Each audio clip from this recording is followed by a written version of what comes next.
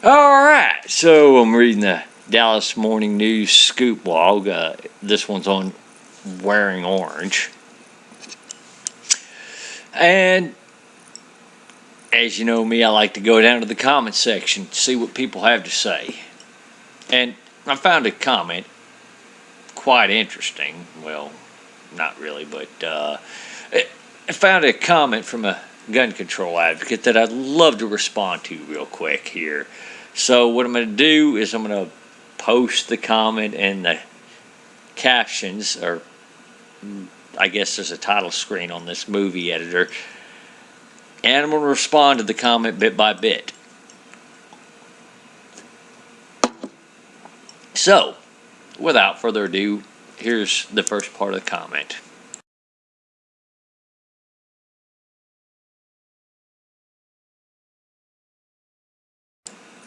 Okay, so what is it? Have you not been paying attention to the current situation, or did you just not read their comments, or what's going on here?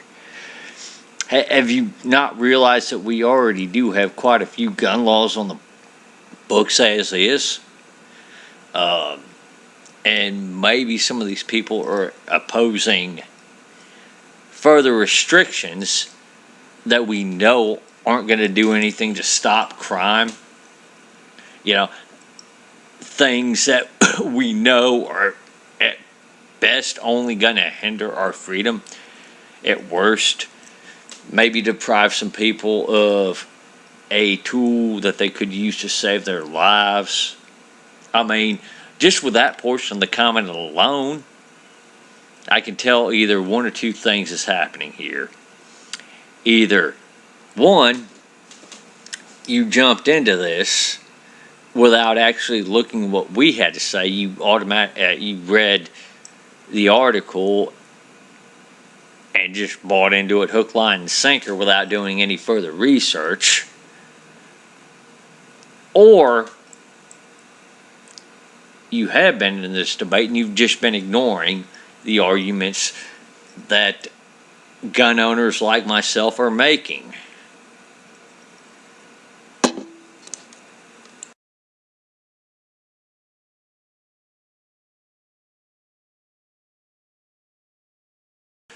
Really? So you're telling me that Moms Demand Action wasn't founded by Shannon Watts, a former spokesperson for BP and Monsanto? You're telling me that her group didn't get millions in funding from Michael Bloomberg, a very long-time gun control activist and former mayor of New York City. You're telling me that Moms Demand Action didn't merge with Mayors Against Illegal Guns, which that group, by the way, has several members of them that are convicted felons, including people who have molested minors, sexually molested minors. You're telling me that none of this is true and that the only thing behind Moms Demand Action is a bunch of mothers that have lost kids in school shootings? No. No. You see, unlike you, some of us have done our homework here on this. And I have no doubt that those who have lost children to gunshot wounds are grief-stricken. Losing a child has got to be a pretty damn hard experience. Losing any loved one would be a pretty damn hard experience.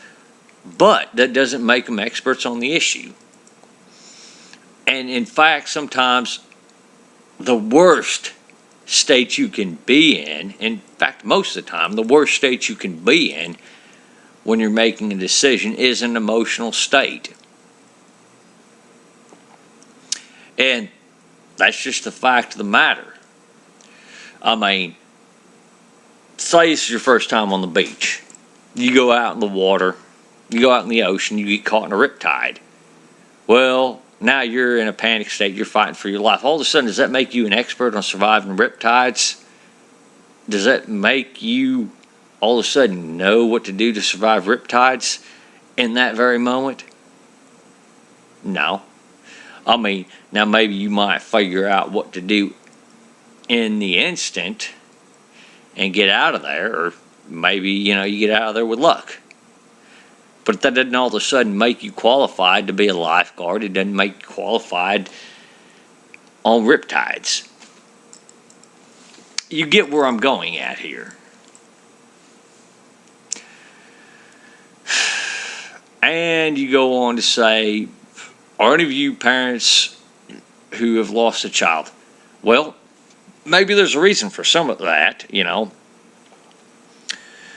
Maybe it's the fact that these mass shootings don't happen quite so much as moms demand would like to advertise.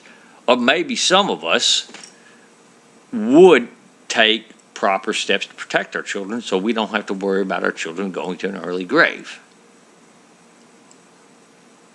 Might be one of the things.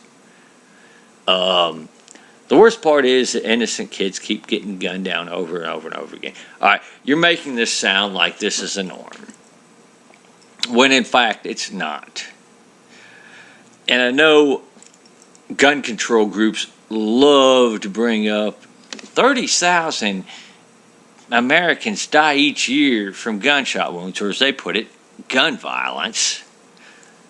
But the fact of the matter is that's misleading. 2/3 of those 30,000 Americans that die by gunshot wounds are suicides. And gun control just doesn't do anything to stop the overall suicide rate. The only thing it might do is change the means in which the suicide is committed. That's it. Look at Japan and Korea. Two examples of nations that aren't very friendly to private firearm ownership, but yet have suicide rates that dwarf the U.S. suicide rates. Look at Canada when they adopted a few of their gun control bills years ago. Well, the gun controllers there were saying, oh, well, you see, gun suicides went down. What they didn't tell you was the overall suicide rate didn't change at all. People just chose different means to commit suicide. All right, so you knock off the gun suicides. That's 2/3 of your death by gunshot wounds right there. And it leaves you with about 10,000. Well, let's be generous to your side. Say 11,000 deaths by gunshot wounds that were either homicides or accidents. Well,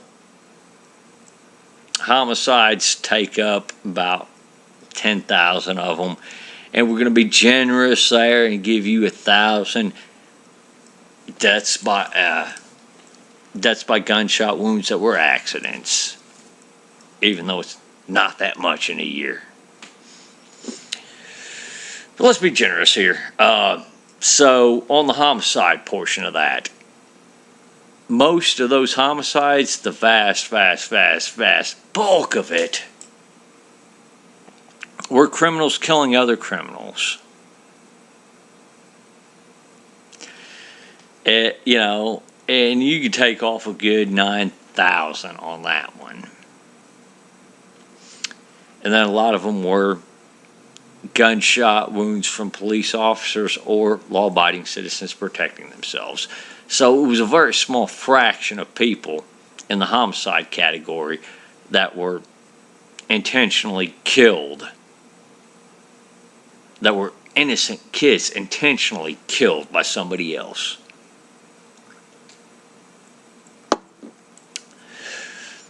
So right there, out of that 30,000, to greatly, well, we live in a nation of 310 million, to greatly reduce your deaths of being a victim of a gunshot wound, two things you really should do.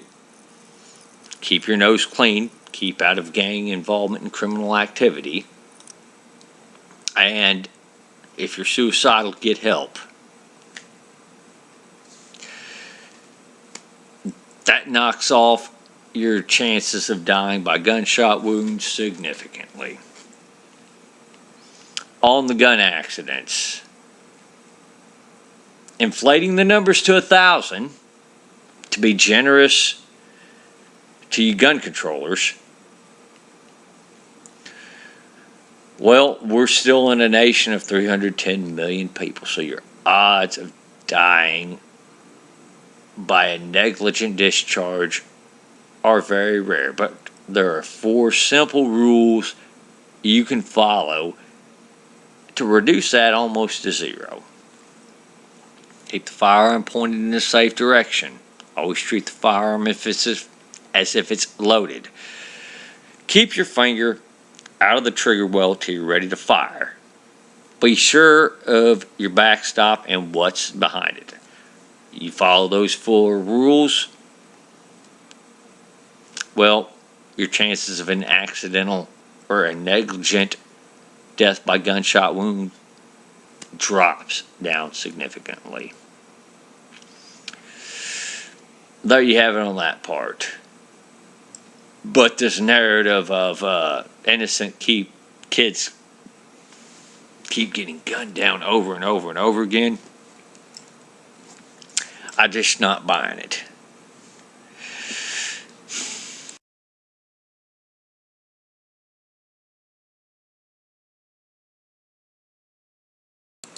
Yeah, again, feeling grief-stricken about the loss of a child, wanting to do something to stop it is a normal reaction, no doubt. And groups such as Moms Demand, Everytown, and all these other gun controllers know that. And they take advantage of that.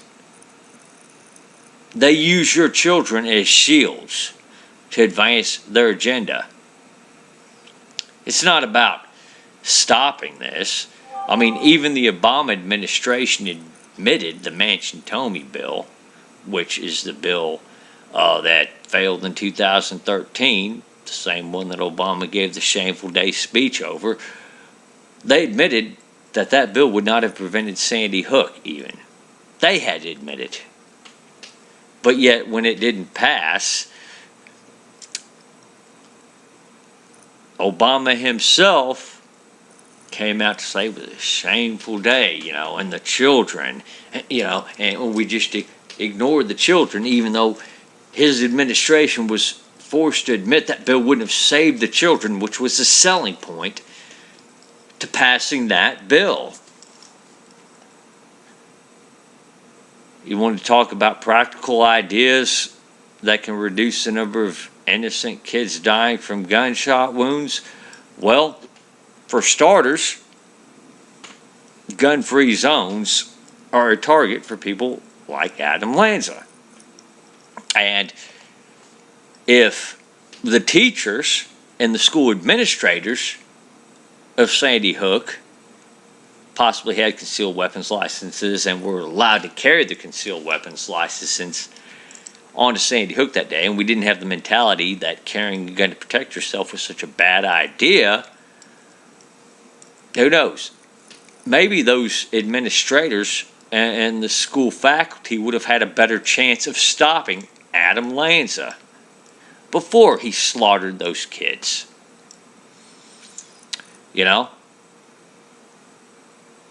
Just saying. I'm going to jump a little bit ahead on this one because you're defending Wear Orange. Now, I've been to Wear Orange's website. They don't have any particular solutions on their website. All they just are doing is going off the Stop Gun Violence thing, and they have their members listed. But I'm going to go off what the Dallas Morning News article said their goals were, since I don't have anything else to go off of other than going to the website and picking up some of the group's platforms. I'm going to go instead to what the Dallas Morning News had said their goals were in this article here and respond to that.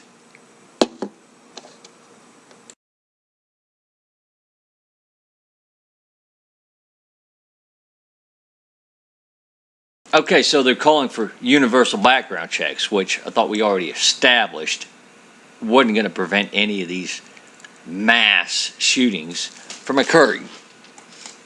I mean, shoot, we knew it wouldn't have prevented Sandy Hook, wasn't going to prevent Arizona, didn't prevent the San Bernardino County murderers. You know, that was already in place there. Wasn't going to prevent Elliot Rogers again. That law was already in place there. You know, the only one you might try to argue on that one was the Columbine shooters, which at that point it was a dude's girlfriend who was of legal age. But then again, she was buying those guns from minors, people who were prohibited under federal law from purchasing a firearm themselves. So that was already illegal, you know?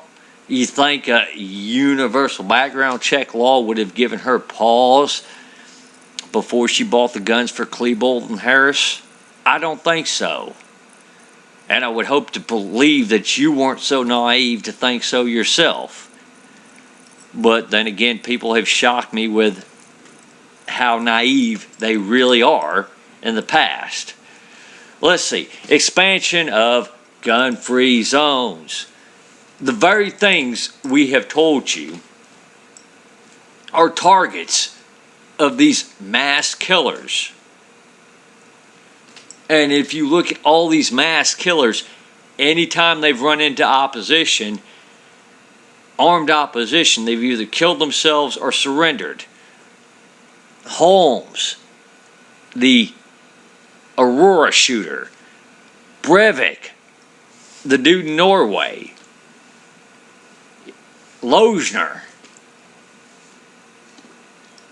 Again, these people don't like when others can shoot back at them or defend themselves in any sort of way. So expanding gun-free zones is only worsening the problem, if you haven't noticed that already. Limits on open carry and concealed carry. Great. You mean prohibitions on them? Yeah. You mean to put in the may issue statutes, which shall issue as is. You've got to meet a requirement to that. You know, in Texas, you can't have any Class A, Class B misdemeanors on your record. You can't owe back child support. I mean, you can't be delinquent in your child support. That's how bad it is.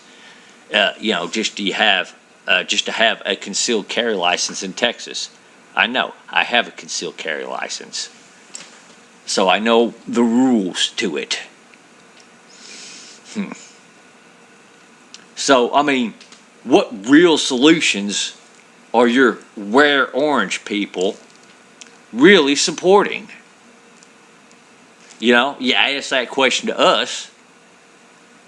We're asking you, what realistic solutions do you really have? And it doesn't seem like you have any to us.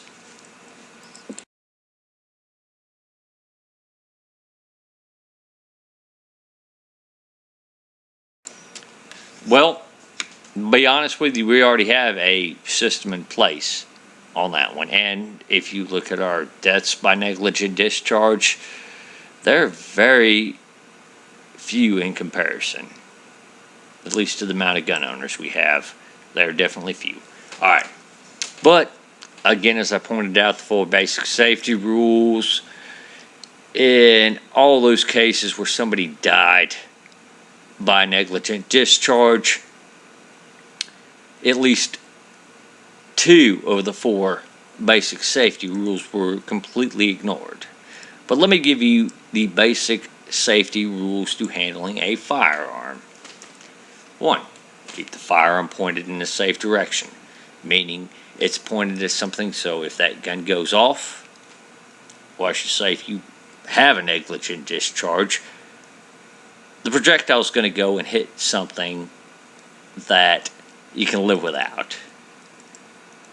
to say the least. All right, notice my finger's not in the trigger well because I'm not ready to shoot yet. Notice that even though I know this pistol isn't loaded, I'm still treating it as if it is loaded. And the fourth one is to be aware of your backstop and what's beyond it. Meaning, if I'm going to shoot this pistol at something or someone, I want to be prepared to know that that person is going to stop the round, or that backstop at the range is going to stop the round. I'm also going to be aware, but what's behind that person or that backstop? So if there's an innocent child behind that person who might be attacking me, I'm going to show a little bit more precaution before I fire. And might wait on firing for a second there. If I'm at the range, well, no amount of fun is worth somebody's life, right? So I'm not going to fire if somebody's downrange or if somebody's directly behind that backstop, now am I? Unless I'm 100% sure that that round is going into that backstop and that backstop is going to stop that round. But again, most of us, to include me, we're going to err on the safe side. Guarantee you that. That's why our death by negligent discharge numbers in the U.S. compared to our gun ownership rate is so low.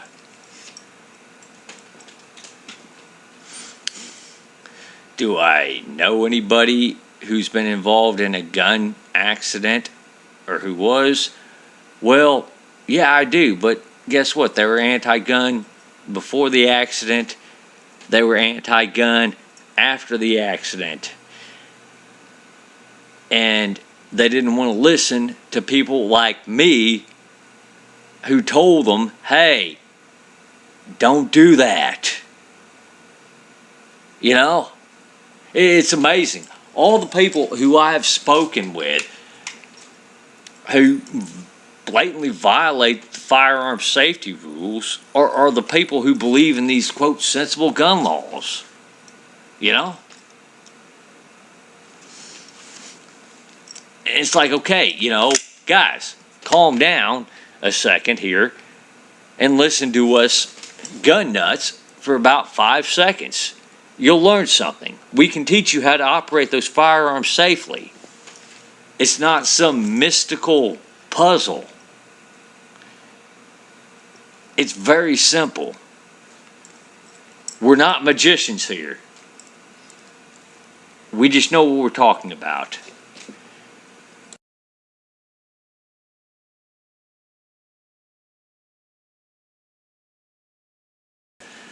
Really?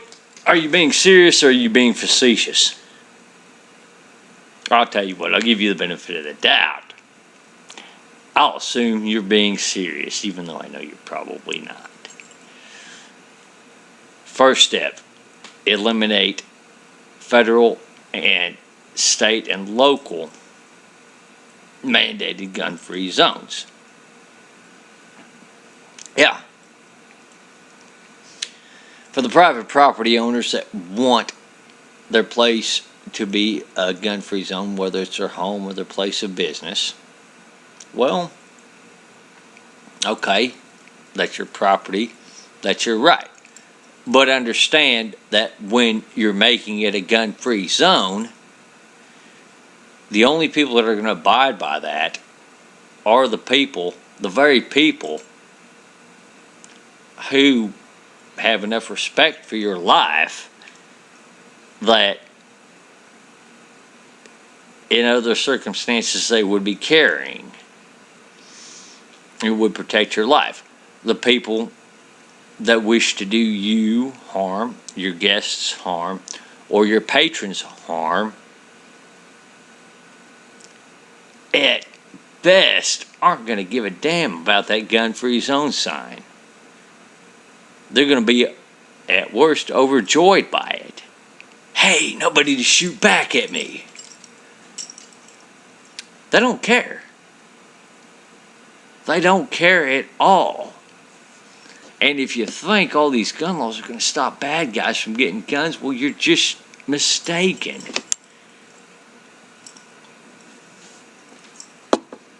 You really are.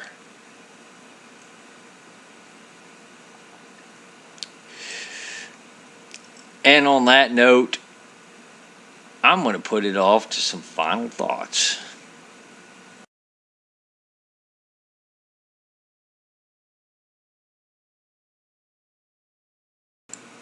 And on some of my final thoughts.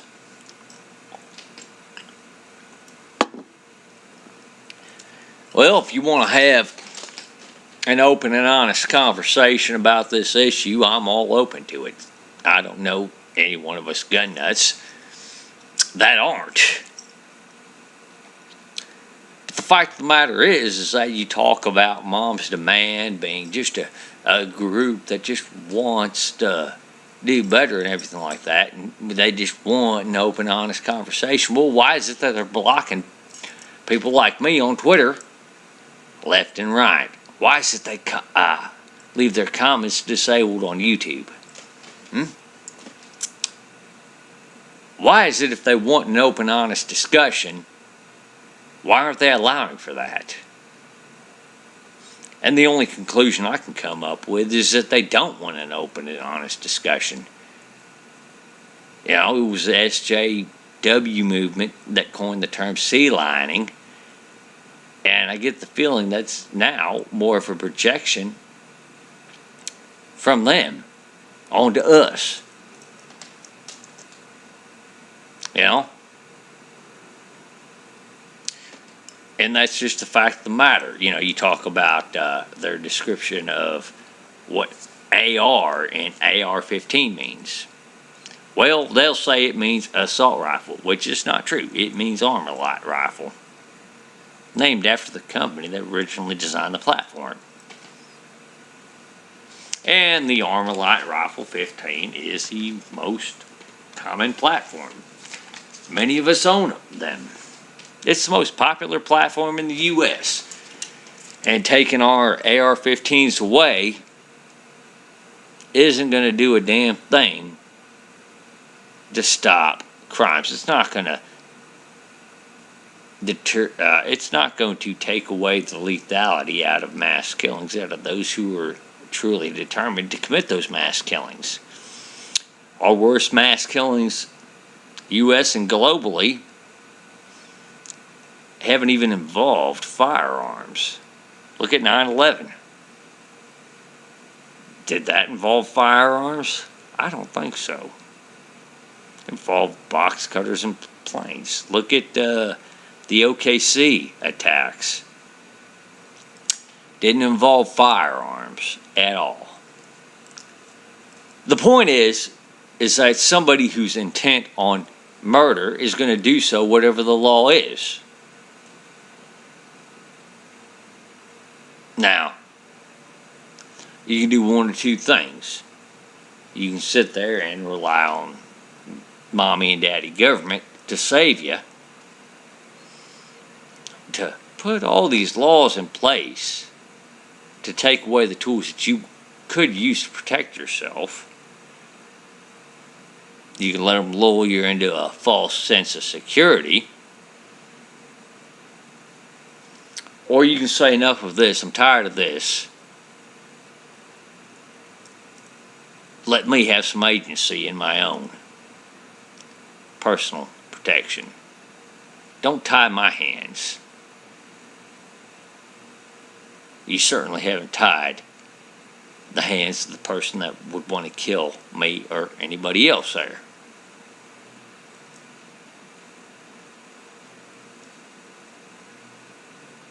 And those are my final thoughts. Y'all take her easy out there. Thank you for watching. If you haven't subscribed yet, I'd highly suggest you do so.